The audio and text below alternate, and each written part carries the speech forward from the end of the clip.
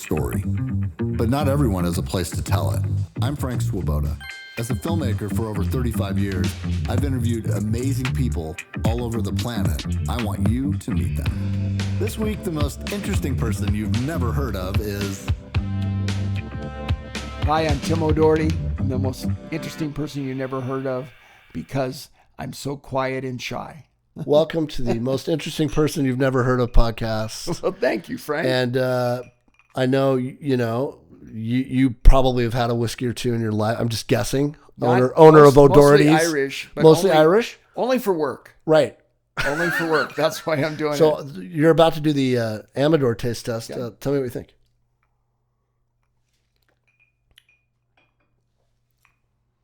Oh, that is good. You sound surprised. Well, sometimes American whiskeys are a little too harsh for me. I'm kind of a sissy. Me too. That's why I like it. My wife's a whiskey girl. She likes to just just give her Jack straight. Oh, that too stuff, sweet, dude. Oh, or the stuff from Tennessee. She loves that. Oh, stuff. I don't know. Yeah. No, this is from Napa. Oh, is it Napa Valley, California? Aged in wine barrels. Oh. So they have wine in Napa Valley? Apparently. Exactly. This is a Chardonnay. So this is the Chardonnay barreled one. I see. Honestly, that's really good. I was never a big whiskey fan, and then I got gifted this on my 50th birthday, and I'm like, it's good. Tullamore making a lot of them are making honey ones. Like they have honey. This has a honey to it, doesn't it? I tasted a little bit. That's when I first tasted it. I thought there's a little sweetness there. Yeah, there is. That's unusual for American bourbon. Well, I was going to ask you, what is your favorite whiskey? I mean, if anybody's tested and tried, it would be you, Tim O'Doherty. Well, my wife would laugh because she drinks whiskey a lot more. I'm mostly a beer guy. But yeah, I think probably I kind of cut my teeth on Jameson and Tullamore. My dad, when I was young, told me, we don't drink Bushmills. No, don't drink Bushmills. You can't because you're Catholic. It's Protestant. That's exactly right. That's right. Yeah. Mine too. And in going my way, so I think he's going my way. Bing Crosby gives the guy, he goes, I'll have a Bushmills, and he's a priest. My dad goes, that's fake. There's a controversy about this because some people think it's actually the other way around. Well, I hear that the people who own Guinness and Jameson are Protestants too. So oh, I think so. I hope that whole thing goes away very soon. I really do. Who cares? No. Too many people have suffered too much. Oh, well, that's true. So, we Americans, it's kind of a, silly. Well, yeah, like I make fun of Protestants at the pub quite a bit, but my wife's a Protestant. I mean, I really don't think it's a reason to not hire somebody and burn their house down. No, that's true. Unless they're a USC fan. Then that's a whole different story. Burn it down. Burn it down. That's hilarious. Well, what's your favorite beer then? Well, my favorite beer is Miller Lite over ice. Oh my God! Are you kidding me? My mom used to drink Miller High Life, the original Miller, the champagne of beers, cold, tall phenomenal. Blondes. We used to call them tall blondes. You get those tall blondes. So cold. The reason I drink Miller Lite is when I first moved here in 1980. To Spokane. Yeah, we were going to open a place called Milford's. It's now O'Donnell's, but we were going to open in Milford's, and my partner, he had been my boss at Spaghetti Factory. He said, you have to go find us a 2-keg beer cooler. And I said, okay. So I went. If anybody can do that, is a job for Tim O'Doherty. Well, no, I've been in town for like a week. Oh, God. Yeah, 1980. So I go to the Budweiser man and I say, hey, I need a 2-keg beer cooler. He goes, well, that's against the law. You can't do that. I'm sorry. And I said, okay. And then I said, okay, now go to the Miller Lite guy. So I went to the guy named Joey August. Yeah, Joey, I know. Like a 2-keg beer cooler. Joey. He goes, I can't do that. That's against the law. I said, oh. So next day I come to work. On the deck is a 2-beer keg cooler. And I open it up and it says, Miller Lite's a nice beer. Joey August. I know. It didn't have it. Didn't have a name. When he came in to eat. It was like a note? When I came in to eat, I said, Mr. August, we did not have any money left. Thank you for that keg cooler. It saved our life. He goes, son, I don't know what you're talking about. I said, well, sir, I'm going to open some restaurants. I might even open a few of them. And I'll tell you what, every one of them will have Miller Lite and it'll be on ice. He goes, drop the ice, son. Drop the ice. I like it to be cold. So I do too. Yeah. So you've kept it alive. So that's an homage to Joey August. Absolutely. A great guy. Tell me about him, because I remember him as a kid. My dad knew him. I think he and Billy Frazier were really close friends, who used to coach Gonzaga Prep and coached my dad and my brother both at Prep. Listen to this. This is before I got here, but when he was a little younger, he was already probably in his 70s when I got to Spokane. Yeah, right. That's what I remember. He would go to Joe Albee Stadium, and he would wrap the ankles and be the trainer. Yes. For all the public schools and Gonzaga Prep, the private schools. No charge, just free, because he was a trainer. He was a trainer. Yeah, that's right. I think he even wasn't he coached, a box. I think he was a boxing. Carl Maxey's trainer. Yeah, he was. There's a picture at Milford's. Now it's O'Donnell's of Carl Maxey. Carl Maxey won the national championship as a boxer. He was the best boxer in America. Joey August was his trainer. Yeah, and he went. Yeah, crazy. So he was just.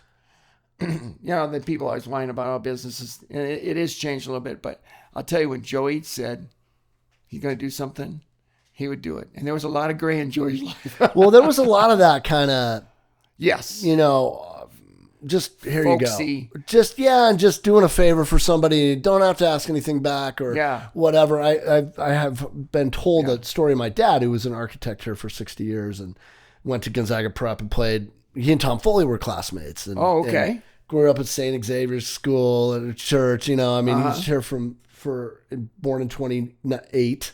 And so, older guy. And I had this guy come up to me one time. He was cutting hair.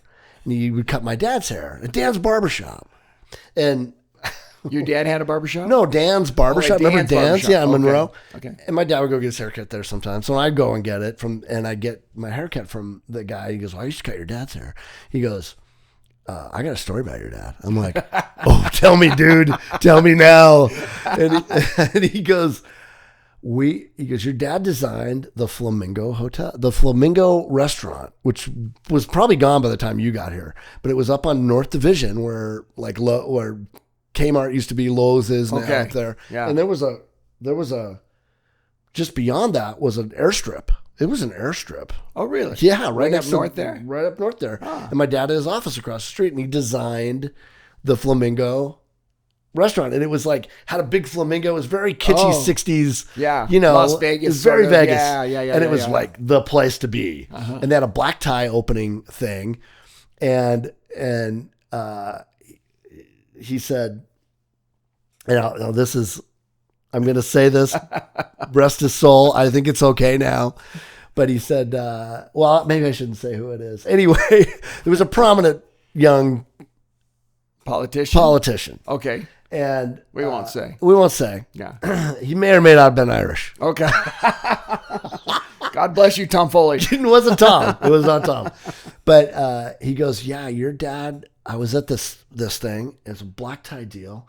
He goes, I'm like a busboy working at this thing, and everybody in town's there. And your dad goes, kid, come here.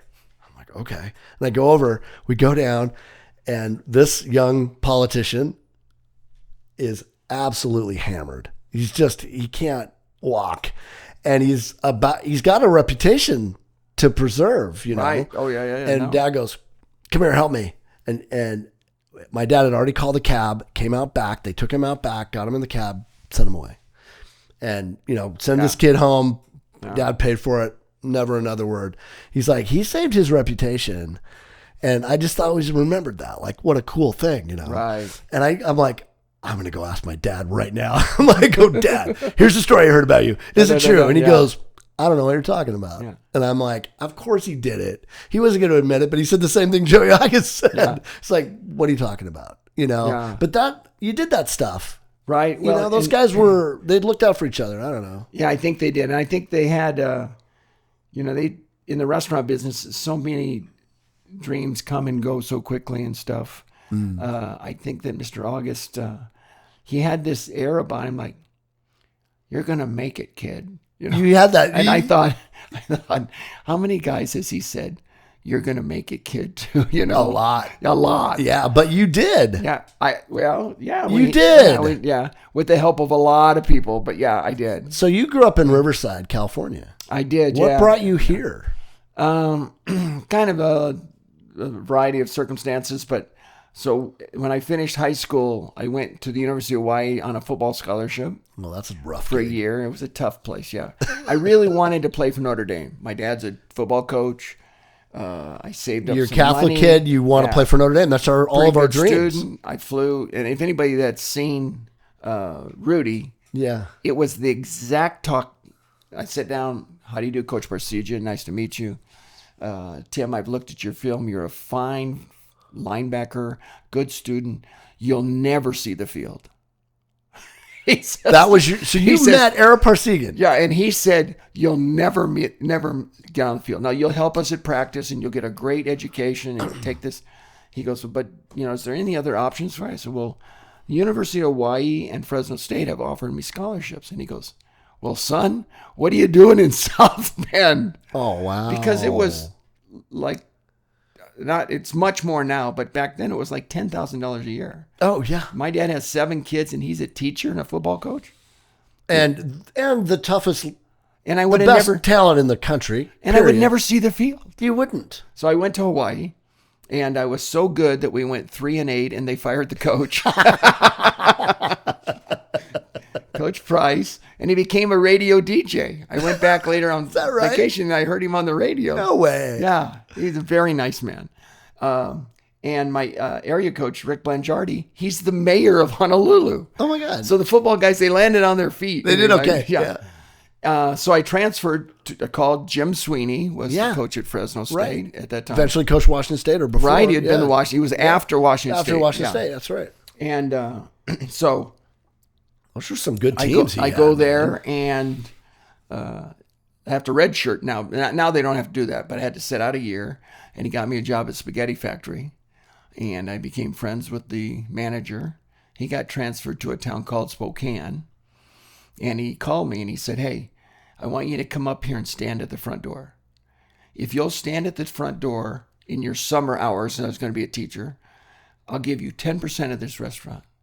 Because he was a professional. He went to France. He was a professional chef.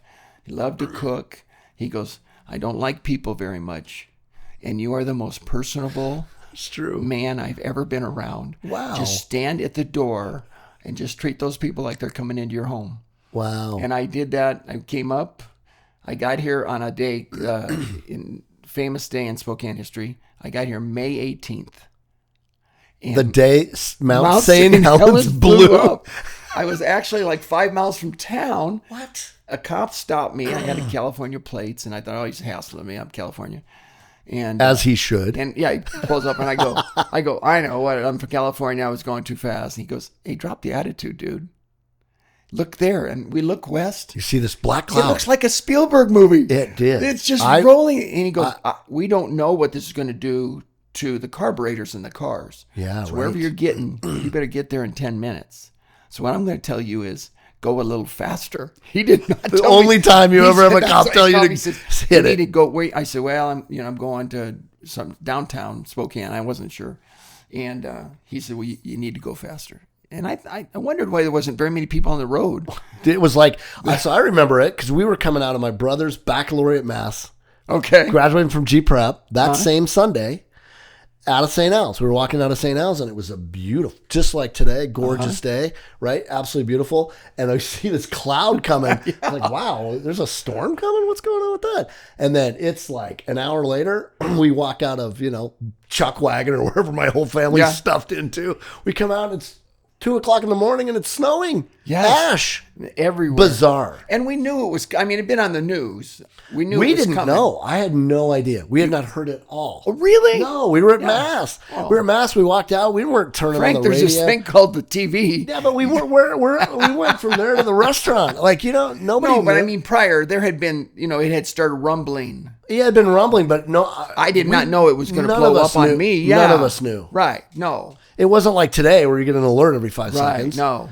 And that one guy, the Harry Truman, he said, I'm staying. And he stayed. Well, he died Bless where his he, heart. where he loved Absolutely. it. Yeah, It was I a guess. beautiful spot. Yeah, and he wasn't exactly a kid. He was a little No, older he'd than- run the race. You and me, I'm a little older than you, but if you might have left, I probably would have said, I'm good right here. I love this spot. Especially if there's a whiskey there, you might have just stayed. True. Yeah. So you start here at You start at Milford's. He was Started Milford's with a man named Jerry Young. Great guy. Like I say, amazing cook. His idea was That was a bring great restaurant. fish in 3 days a week. Yes. We would drive out to get the fish, come From have Seattle. We had a room, Boom. and we would fillet it up, and he would type the menu every day. I remember that. So it he was would only tight. order like 3 pounds of, let's say, scallops, and then he would have a scallop recipe. And now I'm telling you, I'm one of 7 kids, Irish Catholic. I didn't even know what a scallop was. Well, I'm one of 8, so Yeah. cheers. Yeah, cheers. Yeah, I didn't. No, right? What's a scallop? No, and he's got me filleting halibut. I know hamburger helper, but I don't know what I know Mrs. Paul's fish sticks. That's what we had every Friday. That's right, especially during Lent. Yes. Oh, yeah. Always. So, anyway, it was really a great learning environment I bet. because he was so excited about his industry. You know, a lot of people think, oh, restaurants, that's kind of... He had dedicated himself. He'd gone to France and learned to cook. He had worked for a couple of national chains. He was working for the spaghetti factory, and he knew that was going to be his career. But he knew he didn't really like people, so he said he knew he'd need to find. That's hilarious. So There we go. Yeah. This is from an era when there was the greeter, or there was the guy that owned the restaurant who would greet everybody. Do you remember Ray Rodriguez? no. Okay, the El Sombrero restaurant was Okay, up I've heard of north. that. Remember the El Sombrero? So I played with Randy Rodriguez. He played for prep. He was a quarterback. I played center. Okay. Amazing guy. Ended up being an LA cop and phenomenal dude. I would love to get him on this podcast, but he's got too many good stories that he can't tell. Anyway, but his brother Ronnie was G-Prep quarterback or running back, I think, a phenomenal player. And Ray owned this restaurant, always put together, dressed, really nice. And he would just walk around his restaurant and say hi to everybody, greet them, how you doing, get to know everybody. They'd always come back because of that. It's not And dead, Frank. It isn't Not it dead. isn't It's at not dead. O'Doherty's, No, it's but not a lot dead. of places it is dead. I was passing out licorice yesterday. Licorice. And yeah, of course it's There's hard something with to the cost of labor now is difficult. You can see why some people are going to counter servers and things like that. It's tough. And we want our people to make a nice living wage, but it's hard to have just somebody that's just the maitre d'. Yeah, That's just that's Yeah. probably why it got lost in the world. But they've had me doing it for so long. I mean, I'd have me doing that for so long. yeah, you're good at it. I've forgotten how to use when I have to if I had to wait on a table, I forgot how to use the computer. I have to ask Yeah, but my brother, Shannon, how do you put in a hooligan Hannigan sandwich here for me? I love the hooligan Hannigan. I called you. We tried to get this scheduled one other time, and you're like, "Yeah, I can't. I'm cooking." Well, that was You're still cooking. I barely. They always send me over to the dish room. They're like, go wash this. But my Shane McKenna, who's the kitchen manager, and my godson. Oh, yeah. You'll notice a theme through the Yeah, O'Doherty. McKenna's and O'Doherty. Shannon O'Doherty, my Shannon. brother. Yeah. Oh, I got a lot of dirt from Shannon. I can't wait. David McKenna just made the Hall of Fame. Yeah, absolutely. And he he did. was a bartender for me at Milford's, and he met his wife at Milford's. Is that right? Yeah, and No I met my way. wife at Milford's. This is And why their I never went back. Daughter went to first grade with my son. This Oh, is all really? connected. Yeah. Oh, yeah. Yeah. David was a freshman when I was a senior at prep. David's So a good guy. he's a good dude. What a great coach. Yeah. I mean, he did it. He pulled it did. off. He brought glory back. When I read that today, I sent him a text and said, "Hey, congratulations, kid." And I like to call him kid. Yeah. But in my head, he was this 21-year-old guy I had bartending for me. Right. And now he's, a 50-year-old man. He's going into the Hall of Fame. Yeah. Crazy. It is crazy. It's amazing. He should be well deserved. It is well deserved. Yeah. Yeah. What a great man too. and a great family. Yeah, great family. What I appreciate about him is so often, at least in the sports world, guys don't talk about faith much. And I know he coaches at Gonzaga Prep, but he led with that in a very effective way. Like he was never ashamed to say, I believe in this. This is why I'm here. The mission's important to me. I really admired that. Well, I sent all 3 of my children through prep, and it was hard. My wife, as I say, she's a Protestant. She's like, well, honey, we have great public schools in this town. Public schools. We have great, and I mean, seriously, we have great public schools. You come from California. These are great public schools. Yes. So she said, I don't get it. And I said, just trust me. But I'll tell you, the thing is, they teach like the kids at prep. They make them go out, on the food drive. That's right. They make them go out and work on. Yeah, you have to do. Oh, a lot of it. Yeah, you have to. You went there. I did it. I went on the food drive. Yeah. That was one of the most impactful times for me, and that's 40 years ago. Yeah, I still remember the delivering of that food and to take it to somebody's house that needs it. And I think some of our public schools are doing it here now too. Good, they should be. I think that that Jesuit message of service is there. Yeah, it is. Now, I have a brother that thinks the Jesuits are too liberal. Shocked. I'm like, shocked. Well, he's on that side of the church. I'm on this side of the church. I think I'm on your side. I'm like, hey, well, I want you to let them get married. Because if they get married, the boss will keep them in line. Yeah, that's right. That's right. Well, so you get here, and how did O'Doherty's come to be? So we worked Milford's, and for about 8 years, and then Jerry Young decides he's from Boise, Caldwell, Idaho, and there's a place in Boise. We were down there watching Boise play Fresno State, and he decides to open a restaurant back in his hometown, kind of in his area. So he goes down, and I said, well, who's going to run this one? He says, crickets. You're going to run this one. And I said, well, I don't. He goes, for 8 years, I have taught you how to do the menu, how to order the fish. You're the face anyway. You got it. Yeah. He goes, now we had a guy, I think Mike Ellison, I think was his name. He said, Mike knows how to cook the stuff. He had me cook one day a week too. So, I mean, I had rudimentary skills in that area, but, and he says, you got it. So when that one didn't really take off and we had to sell it, he came back and it was just different. He says, you're different. You don't ask me my opinion of anything. He says, you're ready. I said, I'm ready for what? To do your own. He says, you're ready to do your own thing. And I'm like, oh, no. Whoa, JY. This is good. I play basketball in the afternoons at GU. Right. Softball. Right. We were only open like 4 to 10. Right. It was this great gig. Great gig, Milford's, yeah. And I got a lot of strokes from people. I'd gotten to know a lot of the people in town. Yeah, that's right. I mean, all the lawyers are there. Yeah. They are. Yeah. Oh, Tim Welsh, how you doing? Come on in, Yeah, Tim. Yeah. Yep, exactly. So anyway, he says, okay. So he comes back next day. He says, you're fired. I said, what? He said, you're fired. He says, I'll give you 6 months severance. You're like a son to me. You're not working here anymore. You go find something to do.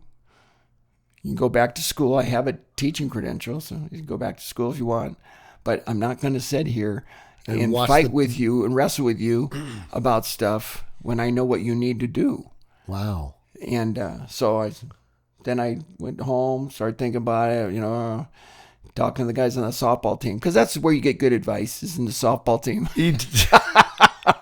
Well, apparently it worked for you. Well, and one of the guys' dad was named Pat Kenny Sr. Oh, I know Pat. You probably know Junior. Oh yeah, I do. Pat, yeah. Absolutely. No, we grew up first grade at St. Charles. Yeah. So we played football at grade school. Pat Kenny, I saw Pat last week. We call him Junior. He's the best. Yeah. So I call him Double L. His dad His middle name is Lloyd. Oh, is it? So I call him Double L. Hey, Double L, what's going on? Oh. Hell of a running back, that guy. He was a good athlete. He's a good athlete. Boy, he's a good athlete. Phenomenal athlete. Yeah. Don't tell him I said that. Yeah. So anyway, I meet Pat, and he says, well, come on, I got this place for you. It's downtown. The last 3 people have just bombed there. And I think would be great. Because I had told him I think I want to do something a little more casual than Milford's, maybe kind of like a pub thing. Yeah. Cheers is what I had in mind. It is Cheers. That's what I had in mind. I just 100% wanted it to be Cheers. like Cheers. God, it is. So anyway, we go down and look at the thing, and I'm like, I don't know. Do you know the original bar's in the basement? Is that right? Yeah, that's the Coeur d'Alene Hotel. And So that is Cheers. Because Cheers was in the basement. It's still in the basement. The original bar is down there. It's in the basement. I had no idea. It used to be at the comedy club. And you went down the spiral staircase, and the comedians were down there. What year did that? What year are we talking here? So I'm there like in 91. Yeah, okay. So I had a guy on my podcast, Tom Taylor, who worked on Benny and June. Oh yeah, the movie, sure. And they were doing screenings of that somewhere near the Opera House. Huh. And he's like, yeah, we go into this place. And I'm like, was it Henny's? Remember Henny's used to be right there? Nah, I don't think that was it. Maybe they were going into the basement? The basement screening down there. The Coeur d'Alene Hotel. Coeur d'Alene. They probably screened in that. Maybe. I mean, it's big enough you'd have to bring your own screen. That was the Coeur d'Alene Hotel. Mm-hmm. No way. Yeah. Crazy. No. So why didn't you keep it down there? Well, I'll tell you, because I think the two people beforehand had failed. And I went down this, I had gone to a comedy show there once, and it's like this little spiral staircase you get down there. There's another larger exit back that they never notified us of it. And we were watching actually a comedian from Richland. My wife's from Richland, and she went to school with the guy. It was fun. That's cool. And I said, honey, if a fire, and people still smoke then. Oh, yeah. That's how old we are. And the roof is like this, and there's a layer of smoke. And I said, when this room catches on fire, you see that large, muscular black man? He's going to be the first one up those stairs. I'm going to be right behind him. And maybe the last. I'm going to be right behind him. I'm going to take care of the babies for us. Don't you worry. Wow. Yeah. Because there's only one way out. I just didn't. It was a fire code waiting to happen anyway. Yeah, I think it must have been past vigor because it had 2 exits. Oh, sure. But I said, grandfathered in. I said, no, I'm going up on the top floor, and I'm going to put in a patio. So smart. Because Spokane didn't really have any patios, and I wanted to break people's eye as they came down the Spokane Falls.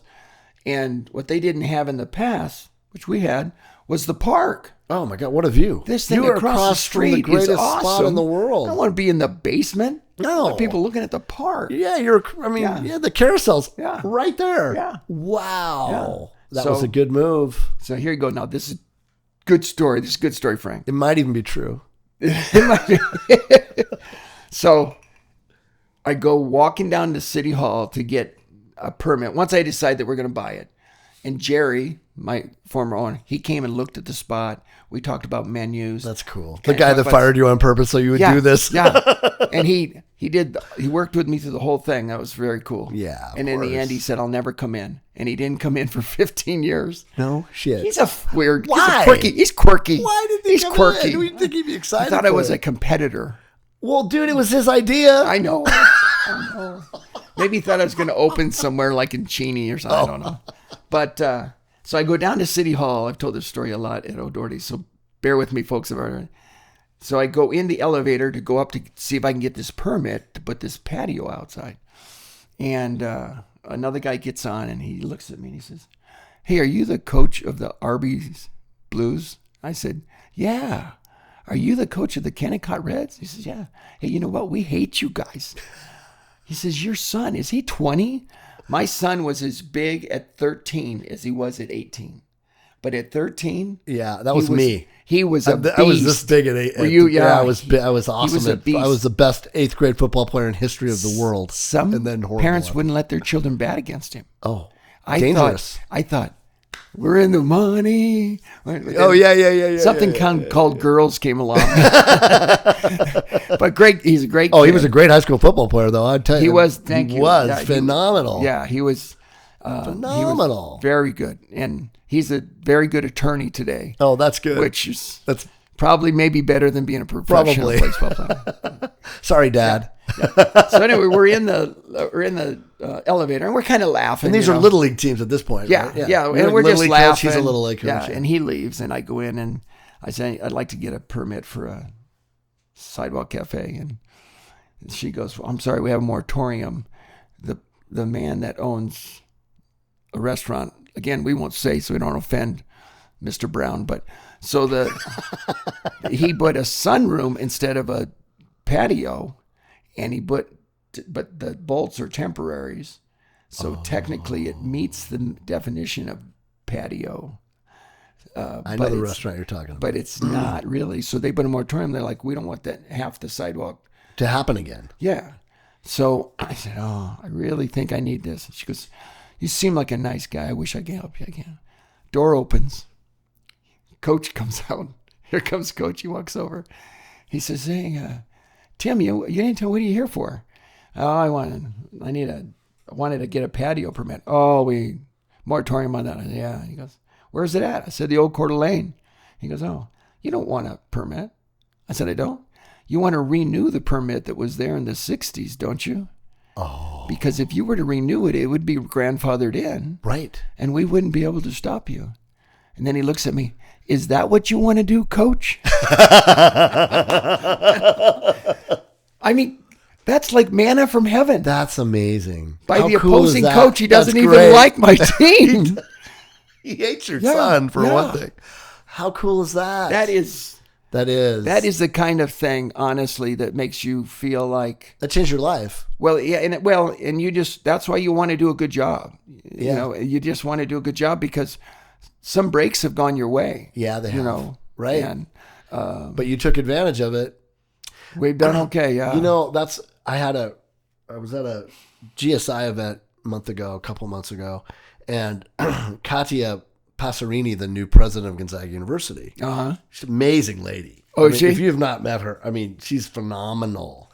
And, Italian, comes from Rome. I'm sending her a gift certificate. You should. You really should. No, she should. She lives downtown.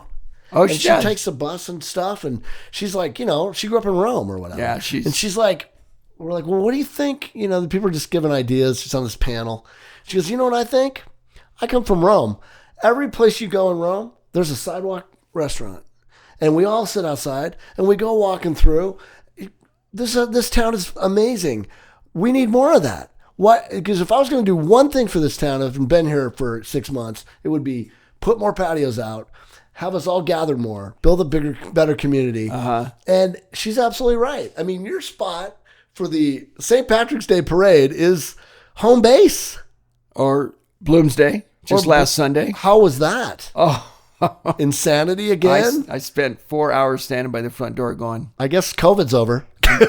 I'm sorry, because the fire marshal told me like 7 years ago, hey, Tim, if I stop by and there's 200 people like this, I'm shutting you down, dude. He goes, and it's not good for you. Your people can't get through to service. And he was right. No, it's true. So nobody can get they really gave service me a number well. that's like 173, and I have the clicker, and I get there, and Wow. then I have to really turn on the Tim O'Doherty. Hey, how you doing? What's your name? But on their bibs, they have their names. Oh, yeah. So you come up, I go, hey, Frank. And they look at me like, how do you know? And I told you I can't remember names. It's like, Yeah. it's my one thing people don't know about me. I can't remember names. I'm pretty bad at it, too. And so I'm just talking to people, and they're like, whoa, you should let us in. There looks like there's some room in there. I said, do you really think that I don't want you Your to come service? in? You think I don't want you to come pay in? me? I want you to come in, Of course. And one guy actually comes up and says, I got $20 for you if I can get in this. I said, you think it's Vegas? It's Spokane. There's like 15 people I know standing behind you. Right, exactly. I've said no to them. No, but what they do is sometimes the mom or dad goes in and sits on a table, and then then they wait. The kids get in. We only let them save 4 seats. Oh, that's cool. So, because you just can't have somebody sitting on a tent top. Right. So they said, well, my parents are in there, or my friends in there. I said, well, you have them call you. They can come to the door and they come get you. Oh, that's cool. And I tell the people in line, these people have, they have somebody waiting. But you'd be surprised, about a third of them, they just turn and leave. They made up the whole story. Yeah. The whole story, that's not true. Yeah. And they went, I need to go to the bathroom. I said, well, there's porta potties right across the street. Yeah, come on. And they're like, come on. And I said, hey, man, look, I'm 70. Okay, how many times do you think somebody said, I just need to go to the bathroom? If I had a nickel. Yeah, exactly. So, For all the times I've been asked that question. But the great thing about it was the weather was great. Oh God, I was worried that somebody might die on that thing because it was so nice and so warm. Yeah. That's when people have trouble, and it was a perfect day. It was just so nice. And I'm sitting there, and then there's a guy that buys the corner of the bar I sell at a Catholic school auction for All Saints. Yeah. And he bought it, and he's got over there. He's bought it the last 4 years. Oh, that's good. Yeah. There you go. It's supposed to be $50, and he just pays $100 because he says he likes it so much. So anyway, he's over there, and he comes out. His name is Bart, and he's Bart. You listen, and you're a saint. And the man's great. He says, "Will you let me work the door?" So you can have a break. He's a graphic designer. He goes, "You need to go in. We have a man in here. He's run all 50. Oh wow. He's here with his family. Wow. I want you to go give him the Tim O'Doherty." So I went. We have a little step stool. Right, and I get up on the step stool. We have a bell. We ring the bell. Yeah. I don't know if anybody's ever. If you've been there, you've Yes. witnessed it. Frank, you've witnessed it I've many done times. it, yes. So I go, ladies and gentlemen, thank you so much for coming. Let's hear it for Bloomsday 2025 and 2026 now. 26, yeah. And I said, 50th listen, anniversary. We've got. I wish I should have written this man's name down. We'll say it's Vic Johnson, whatever. This is my friend Vic Johnson, and he's all of 80. Right? Yeah. He's not a kid. Yeah. And ladies and gentlemen, he has run all 50 Bloomsdays. Wow. And they just go crazy, Crazy. And I'm like, his son is there. And so we kind of help. He just go up 2 steps on this little stool.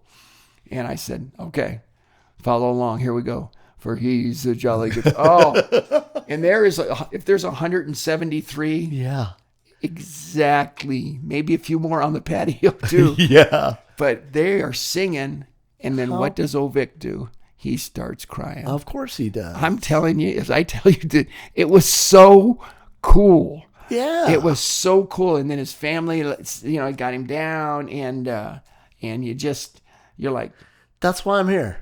I know. Yeah, his son said, "You made a memory for us today." Oh. Isn't that cool? Yeah. Yeah. I just think That's what it's about the community you're building. because there's days when you have to ask somebody to leave. Yeah. There's days when somebody says, "This is the worst hamburger I've ever eaten in my life." Like, oh, well, I guess you ain't paying for that one then, I guess. But, that happens too. Yeah. Or arguments, I really try to focus on things like that. Yeah. And got Vic down, and it was really cool. That was cool. It's such the tradition of, singing on the bar. Can you explain this? There's a lot of dollar bills in that place, one of which has my name on it. I'll tell you my experience. But, okay. I did had this been to start? bars. I had been to bars that had dollar bills on the wall. Right. The Fish Bar, famously. Yeah. In Coeur d'Alene. Yeah, and I think there's one in Seattle, and maybe it's Kells or something, where they throw them on the roof with silver dollars and they stick. Yeah, right. And then every year they take them down and give them to charity, which is what we hope to do with ours when I'm gone. But so this back in 1992 when we opened, is that right? 92, yeah, 92. Nordstrom's, you didn't have the internet, you didn't have computers yet, so they sent to different towns, and they would get people that have been good customers, bring them, put them up at the Davenport, and let them shop at Nordy's. Oh yeah, they call them Nordy buses. Yeah. And where they disembarked was in that loading zone in front of my place. Right there. So we're there. We've been open 5 months, and in come 6 of the best looking women you've ever seen in your life. They are gorgeous. And the best dressed. They are dressed sharp. Yeah. Yeah. And they're like, oh. Whoa, who just walked in here? And, and they're from the center of sophistication in the United States. They're from Cheyenne, Wyoming. Yeah. I gotcha. Yeah, go to the big city, go shopping, closest Nordstrom they can get to. Yeah, I think so. Probably. Yeah. I would guess. So they're sitting there, and it's kind of cold. It's the winter, and so they have an Irish coffee. And then they from start Cheyenne, they know cold. Yeah. And then, cold. They didn't think it was cold. And then this one gal says, in Wyoming, if we like a bar, we put $1 on the wall. And I thought, my wife has wallpapered all these walls herself, she and her mom. Wow. I don't know if my wife's really going to like that. Yeah, it's a lot of work. And then I looked at her. did I mention she was really pretty? Yes, you she did. She was really pretty. And I said, tell you what, you get up on this bar and you sing, and I'll let you put your dollar up. No way. And she says, I'll do it right after you get up on this bar and sing. And all my customers, all 3 of them, because we'd only been open, it's the middle of winter. Right. They go, oh, Tim will get up on that bar. That's no problem. In a second. So I got up and sang the Notre Dame fight song. Okay, I wonder what your first. Yeah, that's the first song ever sung on the bar. That is O'Doherty. the first song, and the words are on the wall now. Perfect. But nobody ever wants to sing it. It's kind of obscure. But for me, it's one of the few songs I know. Yeah. And so then she gets up. She sings the University of Wyoming fight song. No way. Yeah. And how does this woman know this? Right. It's called Rootin' Tootin' Cowboy. Oh, perfect. All the Wyoming fans out here, of course it is. Of course it is. Yeah, Rootin' Tootin' Cowboy, Highfalutin Cowboy. Well, yeah. And I have to say, it was a little more fun of a song than the Notre Dame one. Notre Dame one's good too. Rootin' Tootin' Cowboy's pretty good. And so she gets down and she goes, where should we put him? And there's a little door that kind of goes to where it goes into the office there. Yeah. So we went over there. We got a stapler, and we might have even taped it because we couldn't find a stapler. And we taped him up there, and we came back, and she looks at me, and she says, now what do I get? Did I mention she was really pretty? I want to hear the rest of this. And I said, well, how about I give you your first drink half price for the rest of your life? She'd go back to I live in Wyoming. I said, I know. I think that's good on a couple different levels. I think that's a good thing. Did she ever come back and get her half price drink again? Maybe she came back the next day. I don't think I was working that day, but she hasn't been back since. And then I thought nothing of it. So there's $2 bills in this dark corner in the back. Yeah. I thought. So where is that in relation to the bar? Is it when you come in to the O'Doherty's and the U-shaped bar is to your left. Yes. And on the north side, there's a door there that goes in, and that's where the staff puts their clothing. Right back in there. We have the left side of the bar, kind of close to the window. Yes. Yes, I know what you're talking about. So that's where the first $2 bills. Yeah, but not now. Now they're on a message thing by the front desk. You moved them. Because people are always like, how did this get started? There you go. So we kind of just put it over there. That's great. What a great story. Yeah. And I thought. And then somebody comes and goes, what's that? And I said, I did this to the lady, same story. And he says, really? Half price? No, he didn't care that she was from Wyoming or she was pretty. It's like, so I get my first drink half price? And I said, yeah. And I think it's the combination of making. Is that still the case? Yes. I didn't get a half price drink. Yes, you do. Do you have your little card? I don't know. Hey, I'll get you your card. Well, I just sang because I wanted to sing it. Yeah. What did you sing? So let's talk about you. Song that you should sing at O'Doherty's, Danny Boy. You did not. Acapella, killed it. Oh, I mean, that's a challenge. I killed it, and it was a challenge. But I was with a bunch of people, and it's this lady we were with having a business meeting in the back, that awesome back room there. And she was from, I don't know, out of town somewhere. And she goes, well, I put this, I got the dollar, put it on the thing. Who's going to sing? And they all look at me because they know I can sing. So I'm like, I've never done this. I've always wanted to sing at O'Doherty's. And I always said to myself, if I'm ever going to sing at O'Doherty's, I'm singing Danny Boy. And, there's like 20 people. And there wasn't a full house or anything.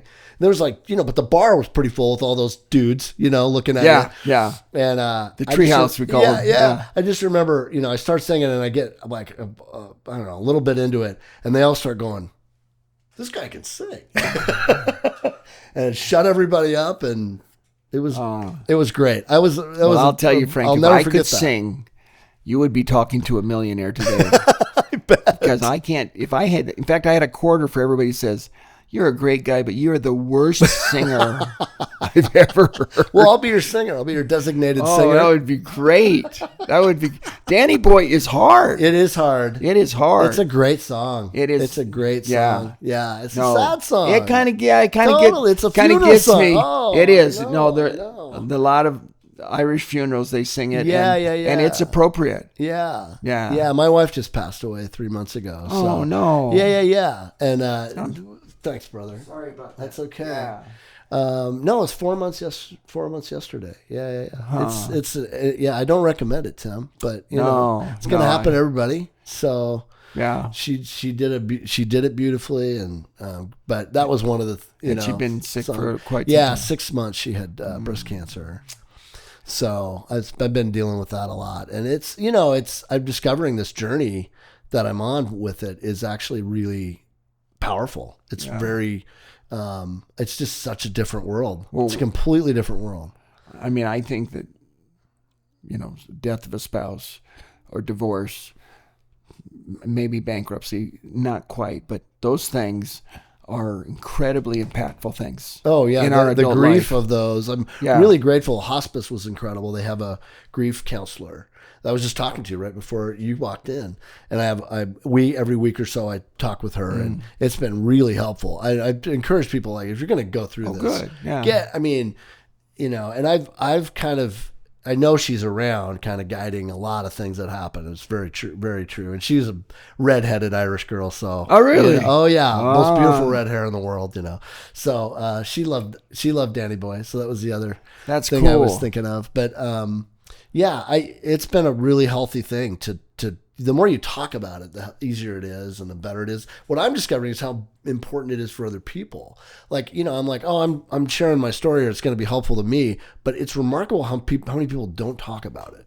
It's like, we don't talk about death, and it's a huge part of life. I mean, it really is. I don't think it ends. I'm sure it doesn't. Yeah.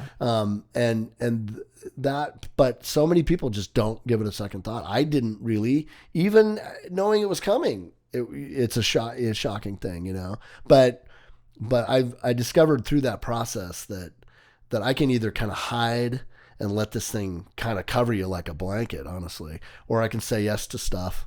And I knew just from the things that I was experiencing with her that, she's like, I don't want you to feel, keep living, keep doing your stuff. Right. And so I've been doing a lot of really cool, different things that I can do. And,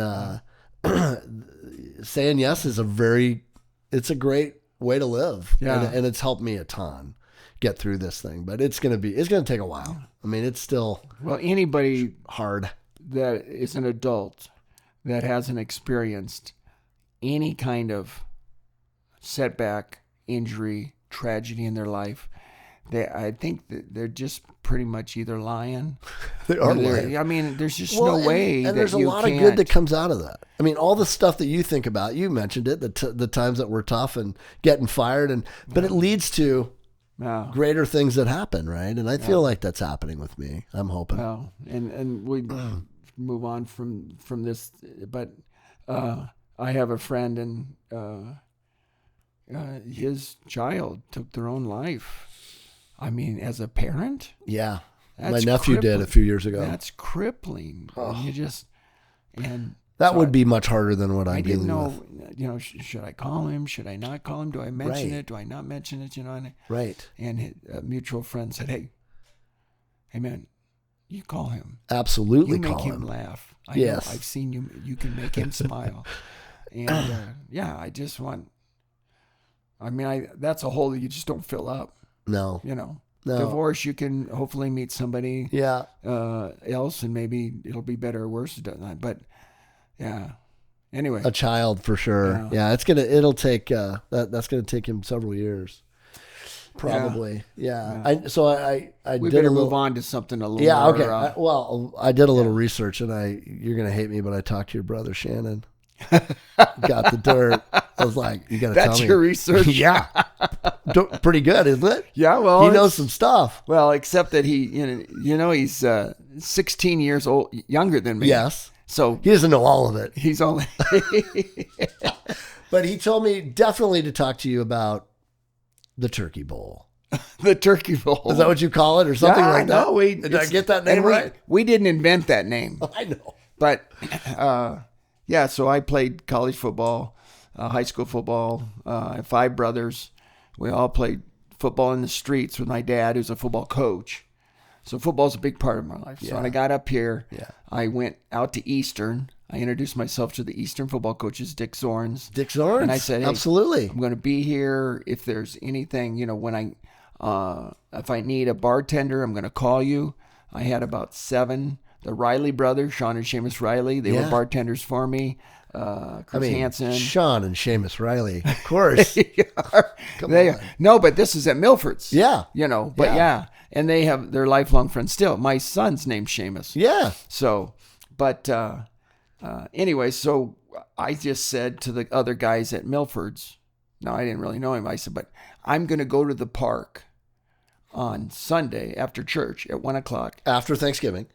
No, this is in September. Oh, okay. And I'm going to play touch football. And they said, who are you going to play with? Whoever shows up.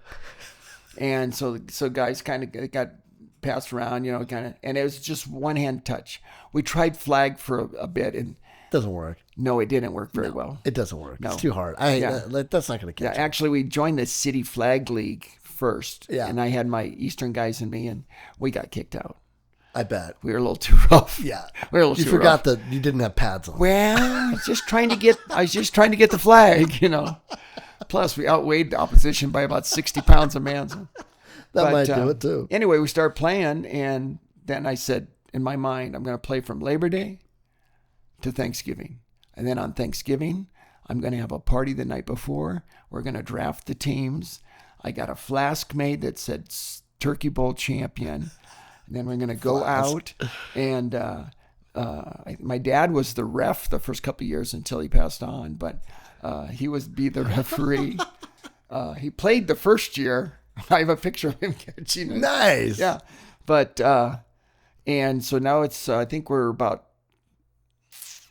52 years we've been playing the Turkey Bowl. 52 years? Yeah. Yeah.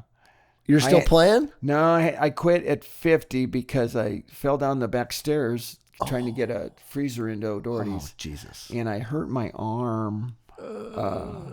And I just, the guy said, Seamus, it's yours now. Keep this game going. And that's exactly right, Frank. I bet. And he has a cadre of friends, and they play, and they have me come, and I just say a couple words at the start. That's great. Yeah, and then we have we play. Guess where we play? We play in the park at Riverfront. No, kind of down there by Gonzaga. There's a park. Oh, Mission Park. Mission Park. Maybe, yeah, Mission. Yeah. So, but for the Turkey Bowl, I called Coach. It wasn't McKenna, but it was who was the Carson? No, before Carson. Oh, Don Anderson. Anderson. I played for Dandy Don. Coach, he was the legend of all. Coach Anderson. Can I use the field on Sunday after prep? And he goes, "Okay, sure. You're a good kid, guy. That and $1,000." And I was in. Donate something to Hey, we're Catholic. We're Catholic, right? Right. Yeah. So that's cool. Yeah, we get to go on the so field. So you play at prep every year on Sunday after. Wow. We have one of the wives comes and she brings a recording of the national anthem, and they have the flag is still up. They don't take it down. Yeah. So we have the national anthem. And snow? Or have you had snow?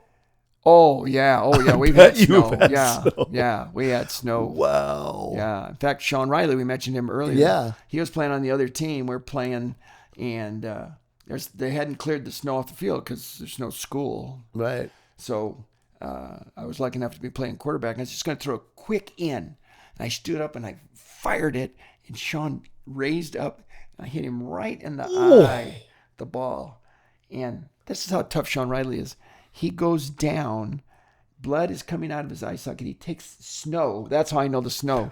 He takes the snow and he packs it in his eye, and he's standing there. I said, "Sean, you're not playing anymore. You're done." He's like, "I'll be all right."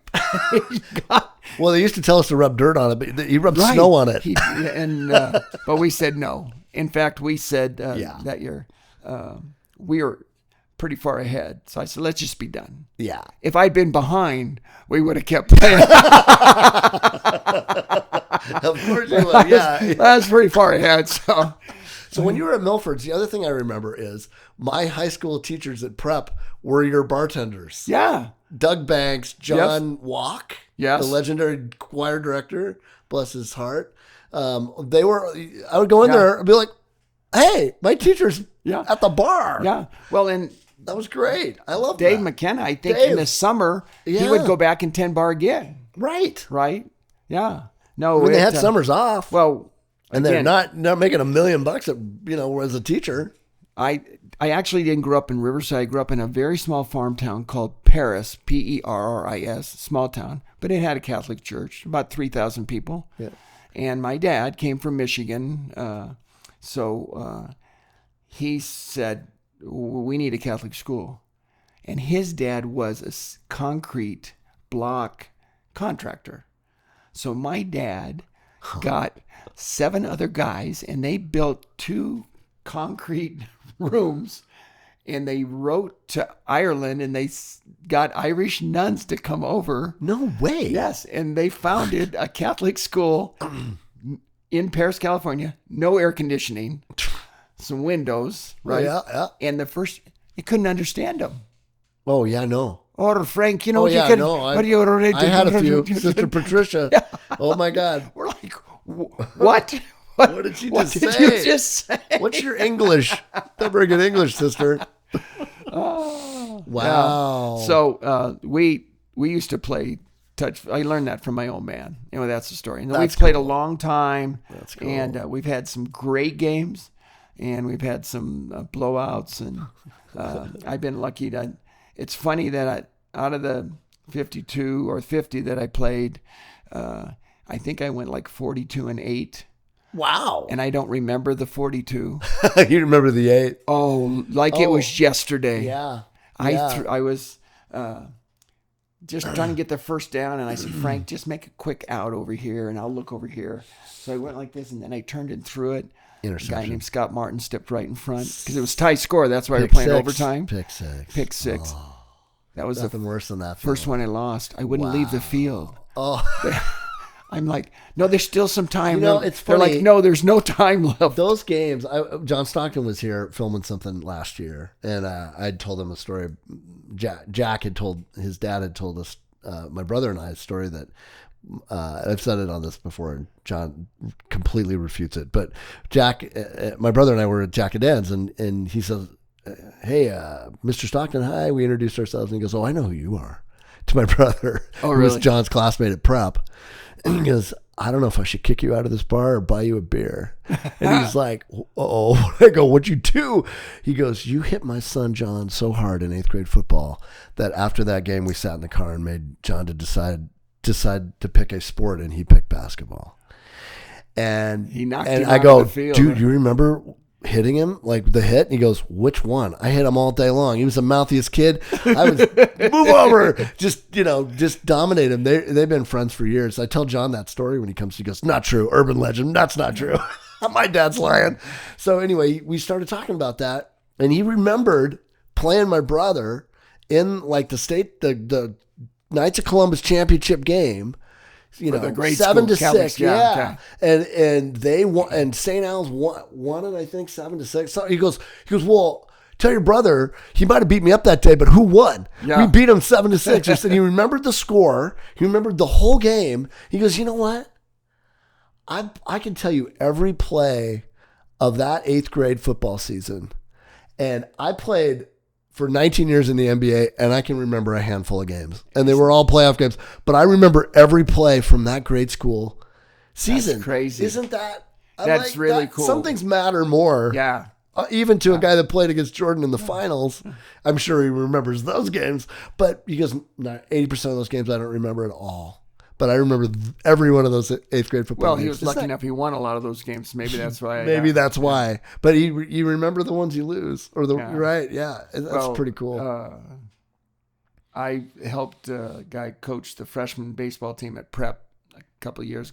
Greg Gores is his name. Great guy. Oh yeah, Greg went Greg high school with me. We're classmates. And, you're younger. Yeah, Greg's awesome. So Gorsey. David Stockton, Yep. John's son, Yep. is playing second base. Yeah. So I'm coaching third base, and John didn't really like to sit in the stands. He'd sit down. There's some bleachers down the left field line. Yep, he'd hide.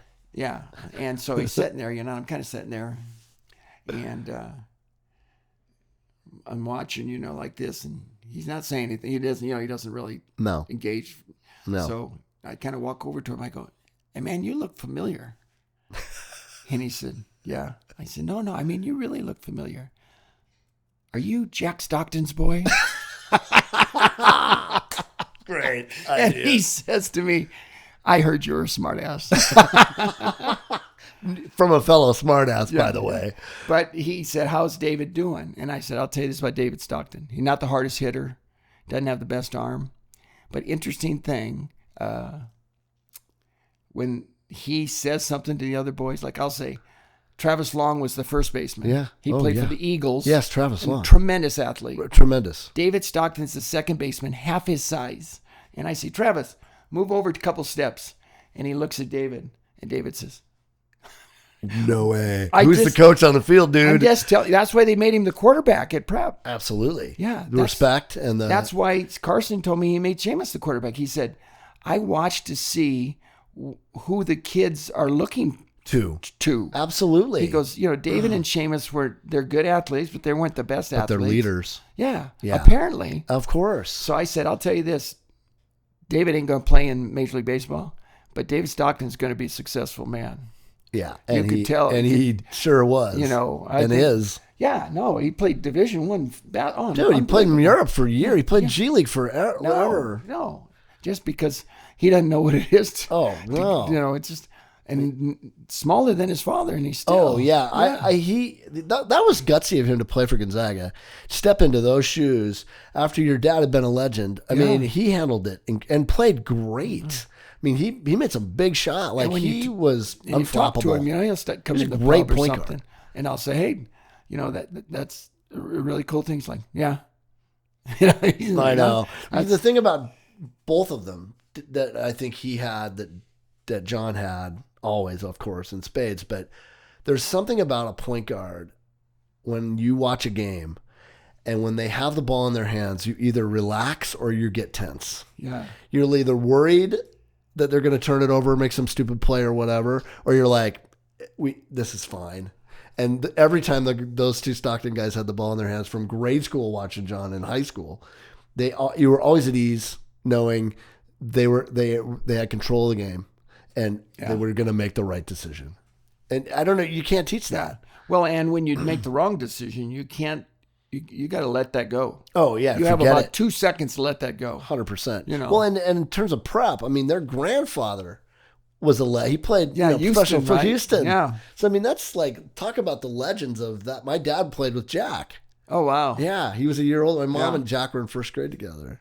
Isn't that crazy? Oh, I used to love going to Jack and Dan's. Oh yeah, it was a great, and there's a lot of similarities now. O'Doherty's has become that. You have become the cheers of Spokane, and we tease. I'm trying to think of the names of the Jack and Dan's guys. Yeah. Jeff Condell. And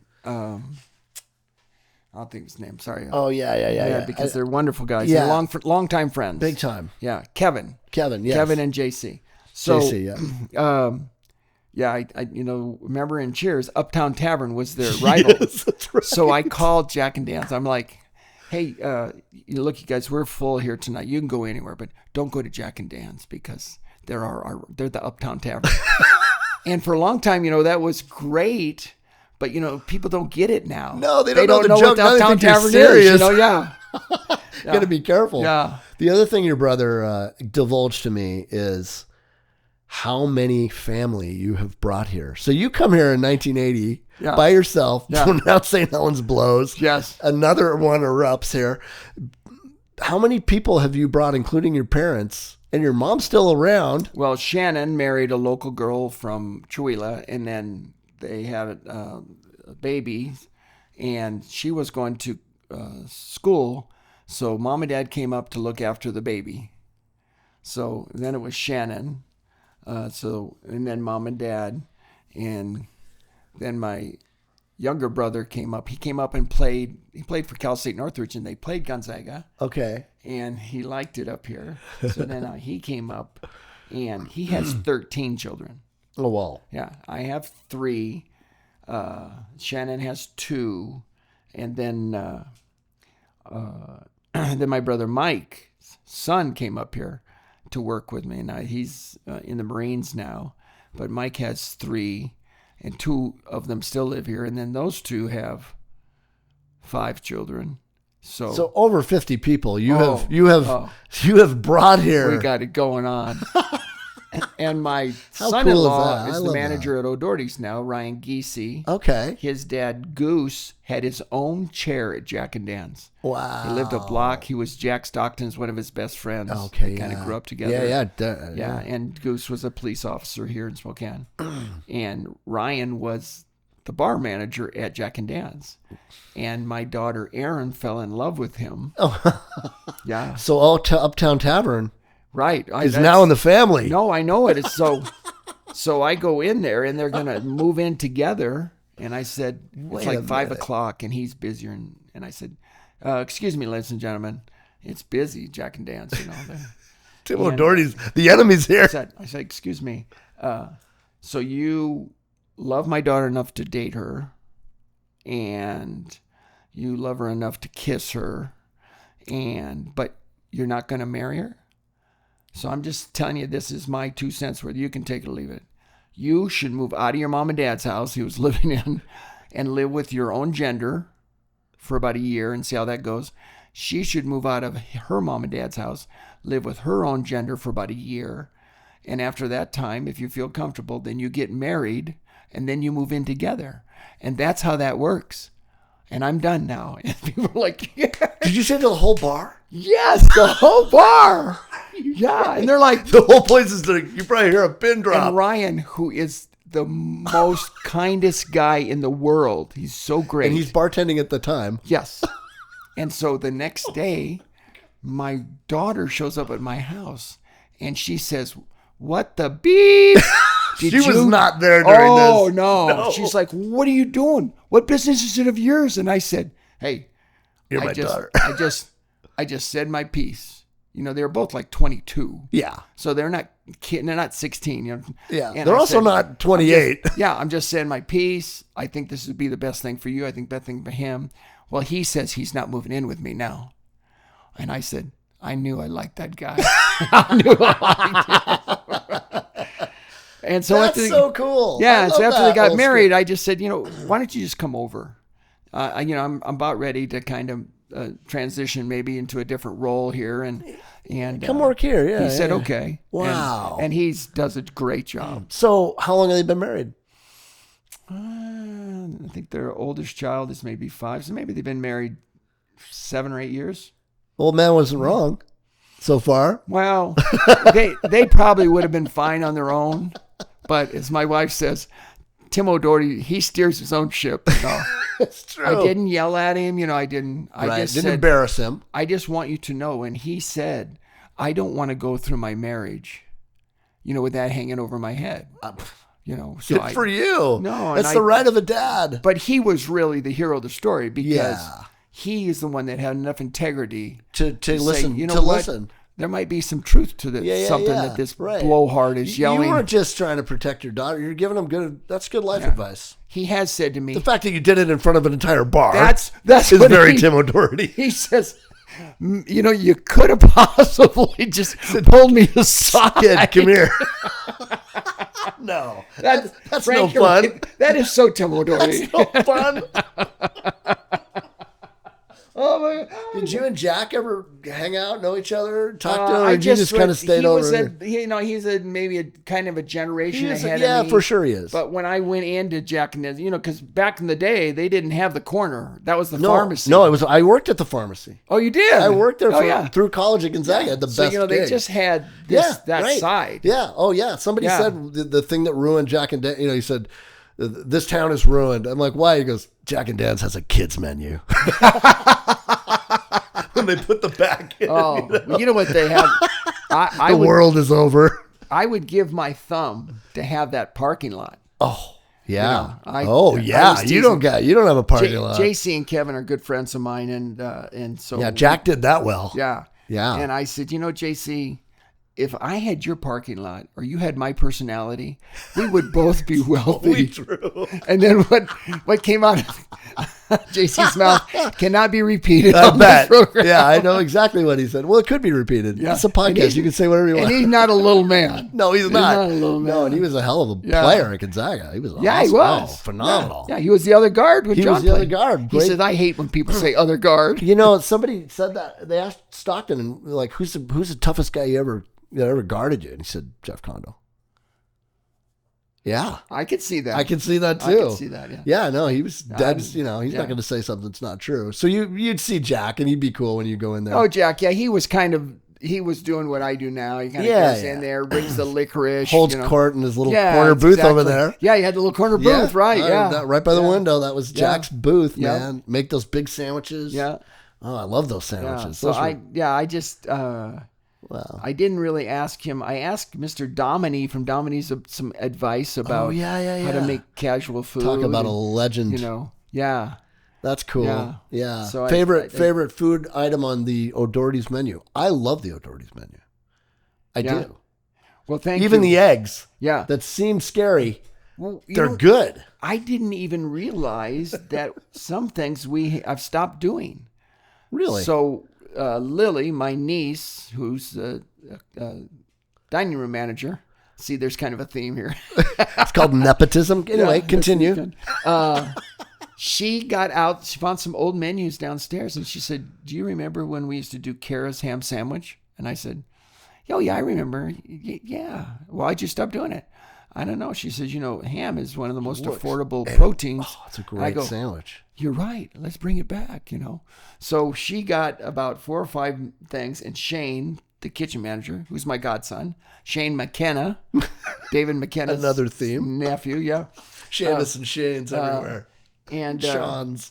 They made up a little thing, and they're doing all these old retros, throwbacks. I forgot about them. Wow. Yeah, before we did eggs, we did crab stuffed mushrooms. Ooh. Yeah, but too much. They're good. Well, it's a lot of work. Crab is you got to be fast. You got to sell it fast. Yeah. So your favorite item? Are you avoiding this? Are they all like your kids? No, I just I get asked that question all the time, and I can tell you my least favorite item. Okay, tell me the least favorite. My least favorite item is the Butte pasty. But you gotta have it on there. That's why I have it on there. Absolutely, because like 50 people said to me, "Oh my God, you can't gotta take have that it on off." there." And I'm from Fresno, and I mean, where the heck? Can I swear? Yes. Where the hell is Butte? You can I don't swear. even know where Butte is. And this lady's like, "You don't know where Butte is, and you're Irish? No kidding. And you're Irish? You've never been to St. Patrick's Day in Butte?" So I went. Did you go finally? I went to Butte to see St. Patrick's Day. I also went to buy the back bar that's behind O'Doherty's. Oh, really? Because some guy's girlfriend told some other guy that he heard I was looking for a 12-foot back bar, and there's this old meat market thing in the field in Bozeman. So I went to Bozeman, and out on in the this way field of this auto car, the guy goes, "Oh, I do woodwork. I just haven't gotten to it. It's all gray and ugly." And he goes, "$500, it's yours." I said, "I'll give you $50 for it." Yeah, it's a piece of crap. It's not even worth the. He goes, "Okay, $200." So I paid him $200, and you go look at that back bar at O'Doherty's. I brought it back. My contractor, Stu Lee. Is it in the back room? No, it's right behind the bar. Oh, right behind the bar. Oh yeah. So we took it to his bar, garage, and he I love said, that. "I'll work on that after we get beautiful. the place built." And it would be the last thing. So unbeknownst to his garage wasn't big enough, so I had to go to his mom's. So unbeknownst to him and I, so we worked on O'Doherty's for about 2 months. And we better go get that back bar because we got to strip it down. We got to stain it. A lot of work. We open up the thing. His mother had completely redone the back bar. Wow. She had taken steel wool and cleaned off all the things, and then she stained it, and then what she a gift. Yeah, and I said, "Oh, Mrs. Lee," I said, "you won't ever pay for anything." No kidding. Ever. No kidding. And she said, "No, don't give me any money. I did it. I just believe in you." Oh. And she didn't even hardly know me. Wow. I mean, what an incredible. We haven't had to put one thing of stain or anything on there. It's beautiful. In 34 years. It's such a part of the place. And I think she's gone now, but wherever you're at, Miss Lee, thank you so much. And I was blown away. Wow. Yeah. Wow. Another miracle. Yeah. What do you think of this bar? Yeah, I like this. You like this? Yeah. It's a great story. Tyler Tupper is a guy who worked for me for 10 years. This was his grandmother's. And he's like, "This would look really good in the office. I don't know what to do with it." I'm like, "Great." And so I've had it in my office for, 20 years. And I'm like, booze in "Tyler, here do you?" or Oh, books? yeah. Dude, I mean, look. It's like, look at this. Oh, look at that. Huh? Look at that. Look at that, America. Look at that, America. Wow. And Buffalo Trace. look at all the stuff that I didn't drink that's Maker's gone. Mark. I'm in the bar business. I recognize those. You things. recognize those things. Yeah, isn't this beautiful? Yeah, absolutely. So anyway, he said, you just keep it. I don't know what to do with it. And I the other day, I'm like, I wonder if Tyler ever wants his bar back. He lives in Alaska now. You know? Oh, he did? Yeah. It's here whenever you want to come get it, Tyler. But Yeah. it's become such a staple. I love this thing. It's just like, It's awesome. it's awesome. I've had this 20 years easy. Somebody worked a long Yeah, time. it's beautiful. Yeah. I know. It's just a rad little. It's such a cool thing. Well, what's family mean to you? Because I think it's probably the most important thing. I'm guessing just the fact that you've all stayed together, hung out Yeah, together. Your mom's still alive, right? My mother's still alive, 94 years old. Wow. She, when Willie Nelson was here a couple of years ago, she said, I wouldn't mind going down and smoking some pot with Willie and maybe getting wild in that bus. And I said, Mother, what are you talking about? And then she laughed and she goes, I'm just pulling your leg. We could have probably made that happen. He might have done that. He might have come over and hung out with her. She's great. Yeah. Yeah. No, she's there. I think that, I don't know. I mean, I love my family. I have 3 beautiful children. They all live within 2 miles of me. Yeah. Right. That says something. I've been there. so blessed. I mean, I came from a family of 7. It's all I know. Yeah. me I've too. never known what it's like to be an only child. I've never known, my wife says, listen, if I die, are you going to get remarried? I said, no, I'm not going to get remarried, but I'm getting some roommates. I've never lived. Yeah, alone. I've never lived alone. No. I'm doing that right now for the first time. It's- I mean, yeah. one of 8, I'm 7 of 8. I mean, I Yeah. shared a bedroom with 2 of my brothers most of until I was, 14 or whatever. I mean, I love chaos. I love the busyness of, Right. I mean, now I'm in a big old house, it's kind of empty, and I'm like, I sort of miss it. I know what you mean. Well, Like, and you see the process. it's kind of nice sometimes too, Tim. Let me tell you, it's not all horrible. Like, Yeah. Well, sometimes now that the kids are all gone, if Sam goes like to Seattle with her friends and stuff, I just sit there like, some people it's like this all the time in no their way. life. Yeah. That's It's weird. an adjustment. And then my mother lives a half mile away, so I just go to my mom's. We watch Mariners. I'm like, Hang out with mom and watch the M's. my wife doesn't even ask. She goes, "You just went and took dinner to your mom, didn't you?" Yeah, I did. Yeah.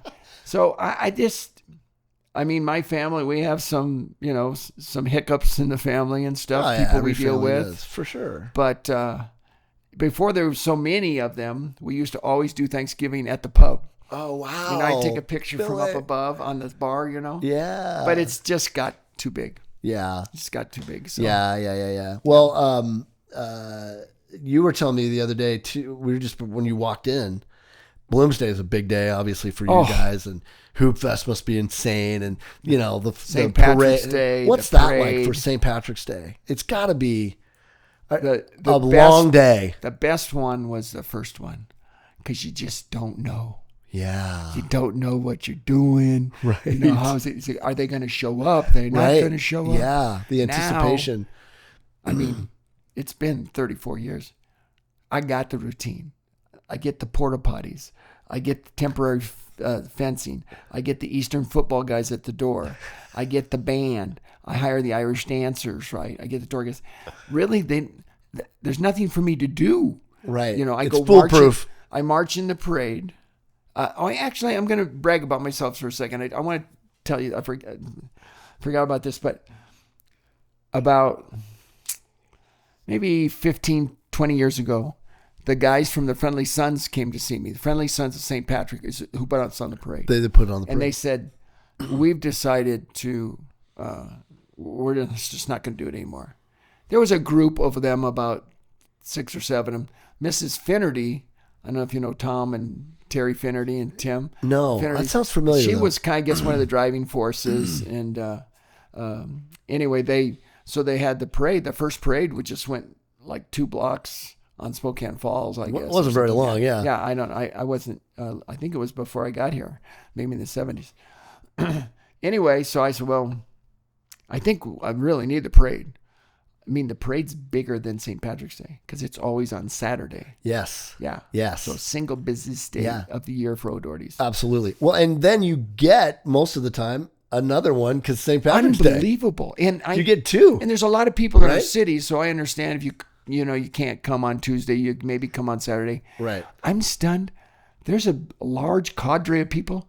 They come both days. That's what I was going to say. You're getting a double whammy They there. come both days. It's unbelievable. You're not drinking very much of that. Well, You remember good? I'm on some medication, so Oh, I well, can't I really. shouldn't But even yeah, be. but hey, I love being here.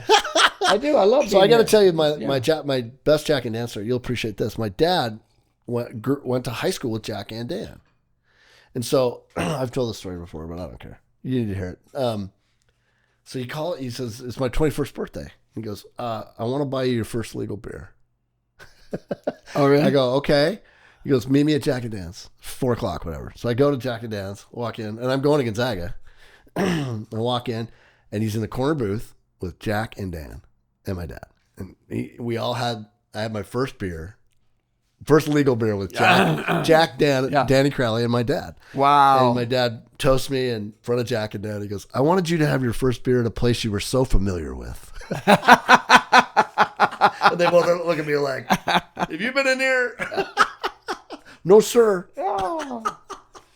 But it's cool. It goes back. Never seen you before. You have no idea what you're talking about. Never seen. Yeah. Well, so finish the story that they come in and they're like, "We're done." Oh yeah, right. And I said, "You can't be done." And they're like, "We're done." I said, "Are you sure?" And they go, "Well, you be the president of the Friendly Sons, and you just run it. And you're gonna have to find people your own age." Because we're done. Yeah, we'll do one more with you, but after that. So I said, okay, well, how much does it cost? How do you do it? And they said, back then it was like $5,000. So I go to the Budweiser people, King. Yep. I'm like, hey, they're talking about not having the parade. That's going to hurt those guys. I need $500. They give me $500. I went to Miller. Yep. I need $500. Absolutely. There you go. I went to the Coors people. I got $500. Yep. Right. And I went to all these guys that benefit. And then they do benefit. I went to Jack and Dan's and there was another Shenanigans. Shenanigans. Yeah. There. Shenanigans. And I put in anyway, so we got the $5,000. That's great. And we had the parade. That's and great. So then it got easier after that. Then some of the people that came in, Keats McLaughlin and some of those, they were good at fundraising. Tim Welsh at Garco, tremendous support. What a guy. What an amazing guy, guy for this community, yeah. And Clancy now is taking that over. And trying to. Yeah. Tim still can't stop it. Something about guys named Tim that are Irish. Yes, that's right. But... and then the thing, and now we have. So about 5 years ago, the groups were meeting at O'Doherty's, and we also meet at O'Donnell's, kind of share the love. But that's cool. They said, "Hey, we're sick of you. We want to have another president." So I'm like, "Okay." Congratulations. So Keats, president. You've been relieved of your duties. Yeah, and I said, "Okay, well that's fine. Then let's make it a 2-year or 3-year thing." I don't remember how many. So we did Keats, and then we had another guy named Kevin, and now we have our first female president. That's great. Of the Friendly Sons. That's great. And we do a fundraiser that's just beef sandwiches and music. That's cool. And it raises about $5,000 a year. That's all you need. Yeah. Well, now we need a little bit more. A little bit more. It's big. It's gotten big. Well, we get some money from the entries. Oh, as that's a family, cool. you don't have to pay. But that's cool. Yeah. It's just such a great thing. Oh, remember this year it was snowed. Oh, yeah. The day before it snowed. Yes. And so Heather, the president, says, well, Tim, it's snowing. What are we going to do? I said, we're Irish. Well, we're marching. Oh, hell yeah. We're marching. And she says, well, they won't come out. I said, we give them free candy. They're coming, dude. That's what brings them out. They're always coming for the free candy. The kids come. Plus, it's the start of spring. Yeah. It really is the spring. It's a tradition. So people come. And then, by God, Mother Mary, we get up the next day. On Saturday, it's sunny. Yeah, bizarre. And the snow kind of melted away. There's a little bit, but it was nice and it was sunny. Turnout was good. And it was a terrific. And guess who was there? All the kids are there getting the candy. Getting the candy.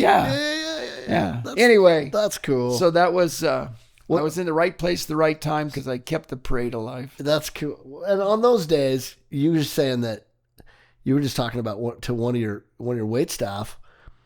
Tips have become such a big. It's crazy how much. Well, you were telling me about the tip most you of us got. Most of us tip Percentage. Well, the price of things gone up. Right. So a hamburger's $15. I don't remember when McDonald's, it used to be, I don't know, like quarter, 50 cents or something. It was actually, I think when it started. It was a quarter. I think it said 5 cents or something. It's crazy. Now we're starting to sound like our dads. I know, totally. My dad, coffee should be a dime. That's what he does. Dad, I don't even like coffee. Coffee should be a dime. And now I'm sitting there telling my grandkids, when I was your age, I could get a hamburger for a quarter. Right. Okay, Grandpa. That's nice.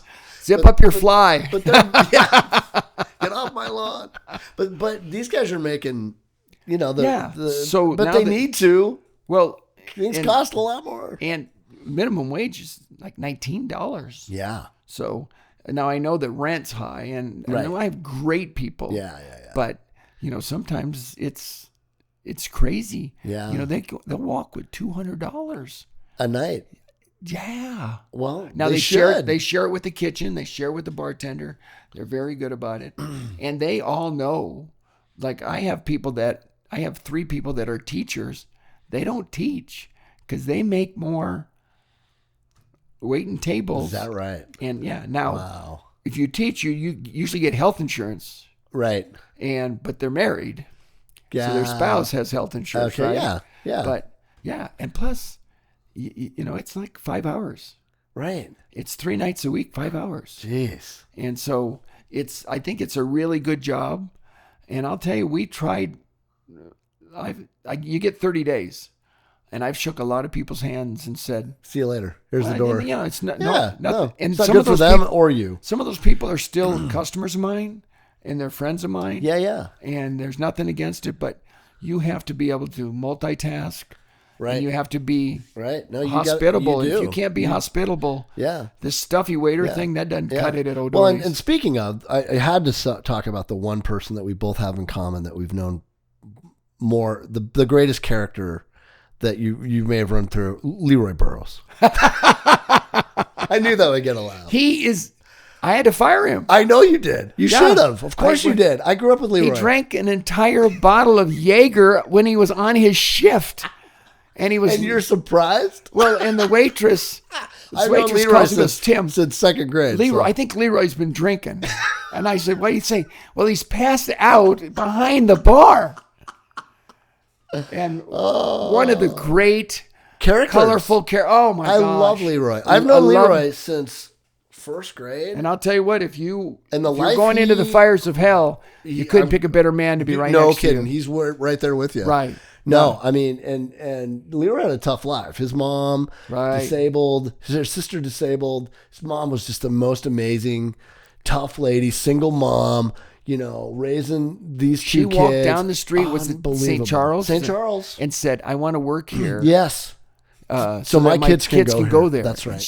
They would walk down there 3 or 4 blocks. Push with that little push house. The wheelchair. Push the wheelchair. I mean, and he just has always been with that tough situation and tough. Yeah. I mean, compared to all the rest of us kind of, suburban kids. Right. We're just like, who is this guy? But he was fearless and always super positive and never a negative guy. He had plenty of reasons to quit. And never. And he's just like optimistic. And I got the chance to do the eulogy at his mom's funeral. Oh, that's wonderful. Yeah. Lost it. She was amazing. I'm still crying from it. Well, it's indescribable what she pulled off. What did she raised those kids? Unbelievable. Yeah. No, a lot easier to do that today than it was then. Oh yeah. A lot more. Well, she was probably getting some help from the government and stuff, but the whole thing just saying, she wasn't just going to raise them. They were going to go to Catholic school. That's right. And she worked in that Catholic Yes, school she did. every day. That's right. To pay for their Yeah, tuition. and always positive. Yeah. Their attitude was inspiring. Yeah. But he's a staple. Yeah. He's sort of, Norm and Ed Gerbar. He is, yeah. With the Norman, whatever the other guy's name. Cliff Clavin. Cliff and Norm, yeah. No, he is. Yeah, he's Norm, dude. He is the head of the treehouse. Yeah. He is. Yeah. He is. And you'd never hire him again. There's He no was way. on some, they did, they were having a sports trivia thing. Oh, yeah. And they had it out they were having a tryout to see who was going to go against the host. And it was out at a bar in the valley. I don't remember. So we're all there. And Leroy's he's killing it. And then he says, he's good. He knows his stuff. Oh, he knows. Oh, yeah. He and I both knows we'd his go stuff. at it. Yeah. And he says something like, I think they mentioned maybe the Mariners or something like that. It's the hometown team. He goes, those guys suck. They should be like a AAA team. And I'm like, Leroy, He's a true blue Dodger fan. Oh, yeah. Forever. He kind of likes the Yankees. Yeah. But he loves liked the Dodgers. Reggie. He loves the Dodgers. He loved Yeah. Reggie, and he might have Absolutely. liked Jeter. Yeah. But he's a Dodger I blue. was like- Dodger blue. Ixnay, That's a beautiful thing. What are you most proud of? I watched some of your shows. And you're Thank a you. terrific interviewer. Yeah, it's great. And so You're the one. I thought about what I'm most proud of. I'm very proud of our restaurant and very proud of my marriage and my family. Yeah. My kids are amazing. But I thought, well, everybody says that, And so They do say that. You know what I'm proud of? That I won $10,000 on Family Feud. You did? I did. Yeah. Yeah. What? You were on Family Feud? My brother and me and my dad and my two sisters. My mom got us on Family Feud. She wouldn't go. She was too nervous. And so it's us and this other family. They did this sticky thing where we were the Irish and they were Scottish. Oh, yeah. So of course. They're very nice people. And we get the first two questions. They get the second two. It's down to the last question. Wow. Right? Yeah. And I don't remember. Name a fruit that you put sugar on.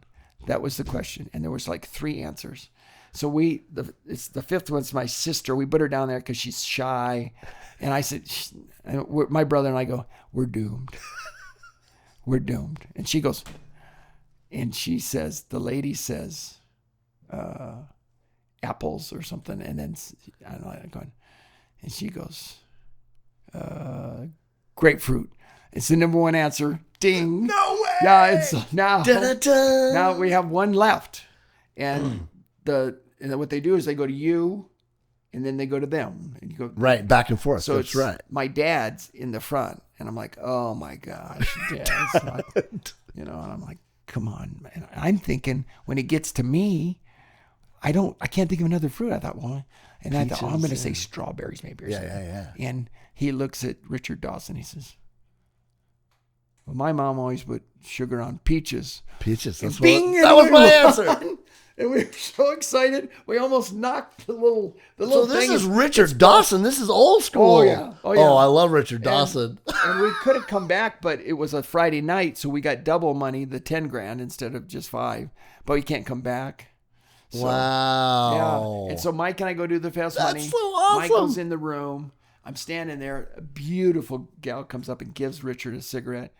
And I said, Mr. Dawson, he goes, oh, please, Rick, just call me Rick. I'm like, oh, Rick.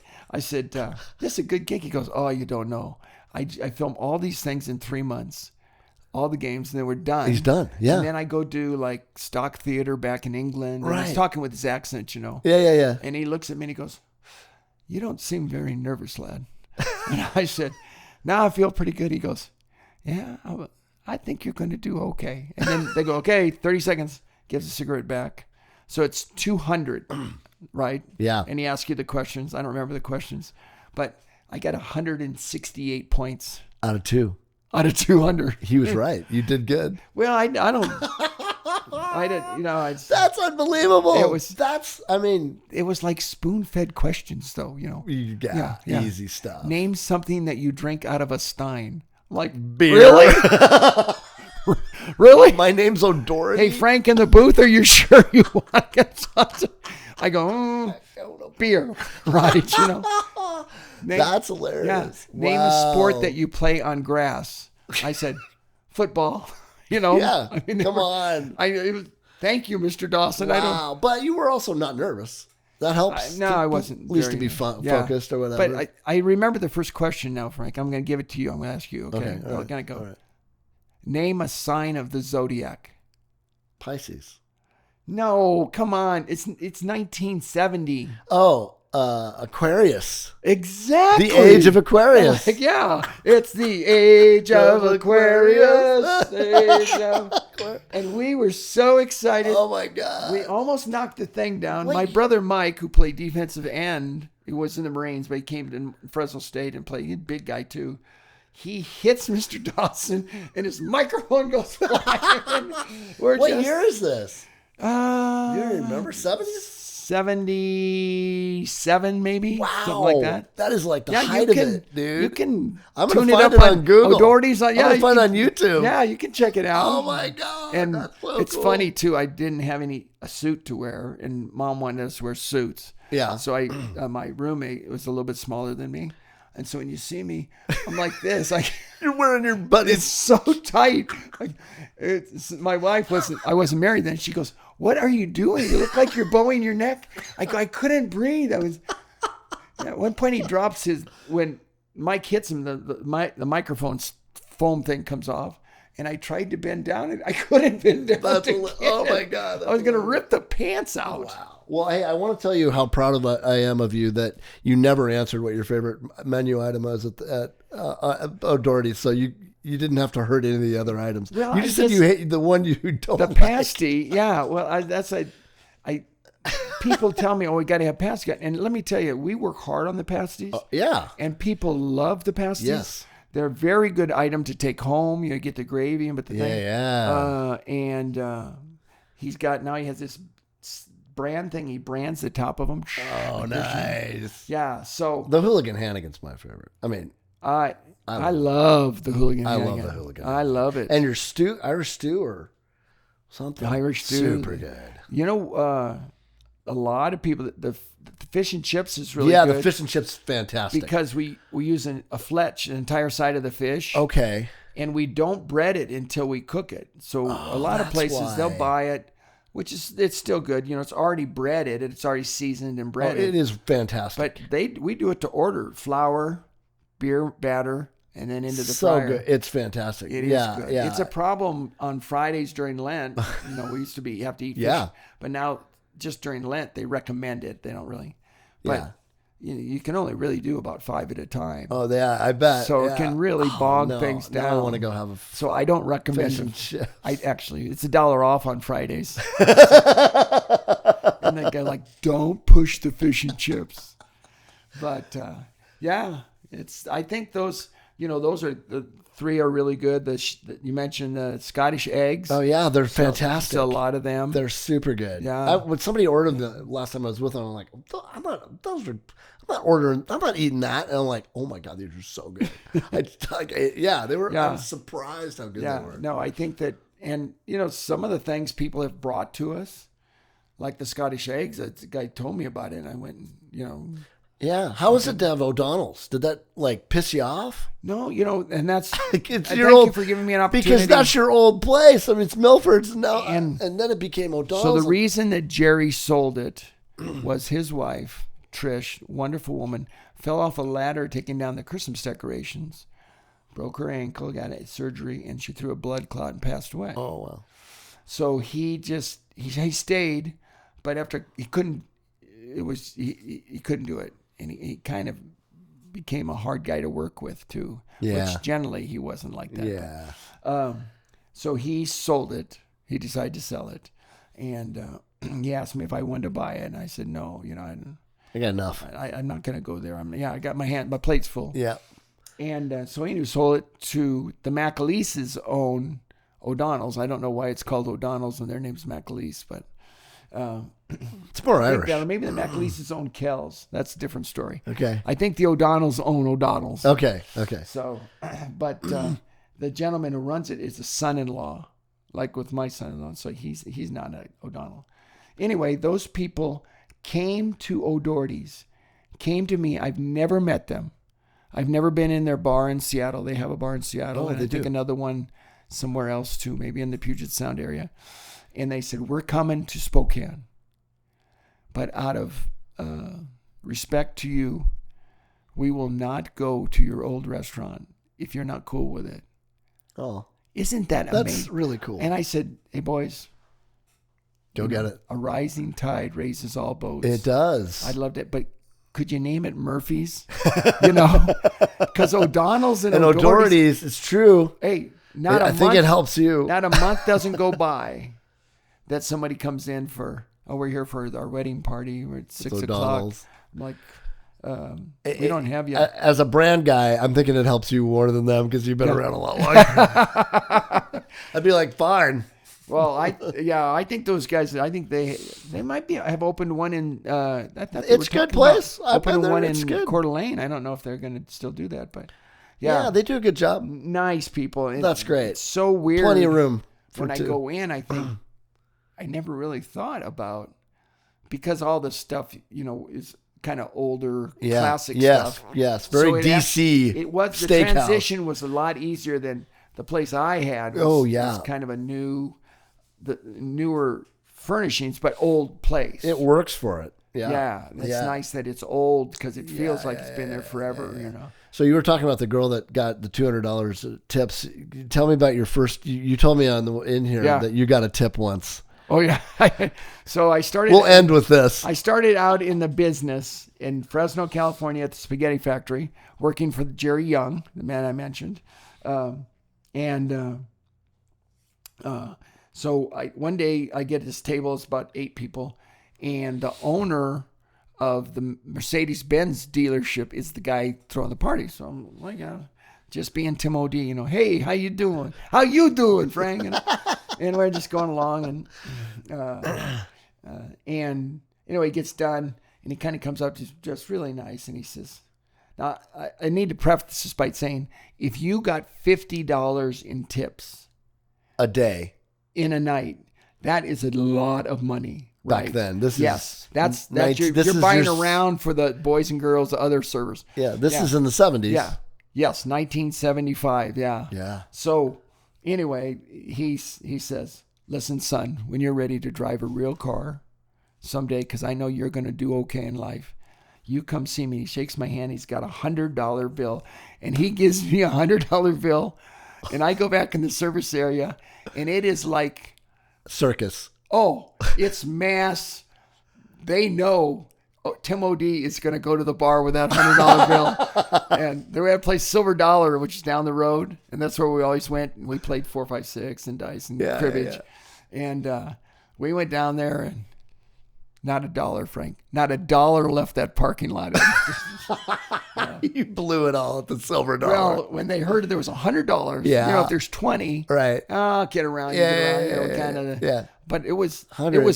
It's like making a hole in one. You kind of have to. But now people are so generous, and the tabs are big and stuff. It's, I don't know if there's a more equitable way. It has really allowed me to attract a really good crew. Yeah. They're really good people. They are really good. I will just tell you just a quick end story. I always try to be quick, but I'm never have.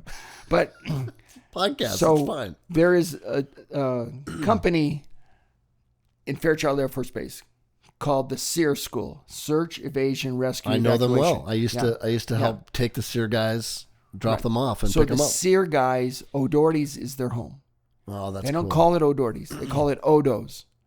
They call it Odo's. So if you ever see a guy and hear him call it Odo's, you're like, oh, you're a SEER guy. And so these 3 SEER guys, Mac, Trevor, and Vano, that was their names. And they came in, they said this one corner, and we just got going and knowing each other, and it was fun.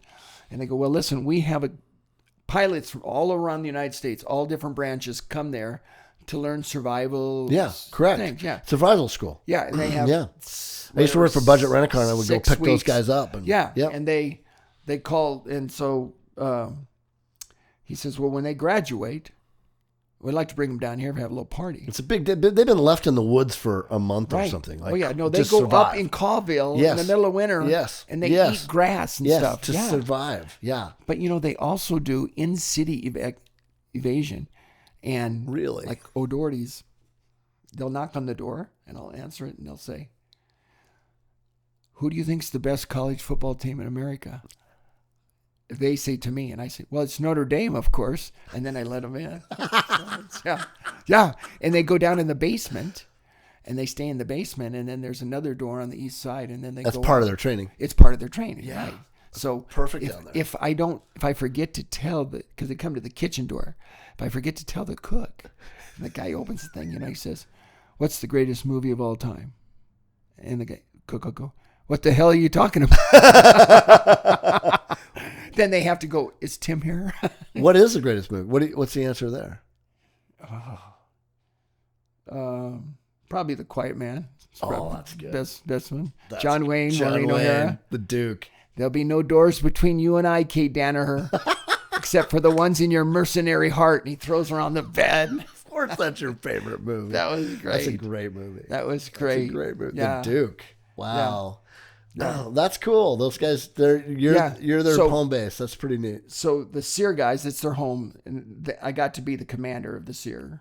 This is another story because I thought big deal. I came on the base and the guy goes, "Where's your sticker?" I said, "I'm the commander of the SEER." And he goes, "Sir, you go over to that building and get a pass. Don't ever come to my gate without a sticker or a pass." Yeah, And my no wife shit. says, "I told him it didn't mean anything." But so 6 SEER guys have married 6 of my waitresses. No way. I'm just thinking about, I take my time to hire people that are Yeah. congenial and Yeah, really yeah. smart. Yeah. And Yeah, they yeah, also yeah. happen to be oftentimes women between the ages of 23 and say 28. Yeah. And there's SEER guys that are like wolves.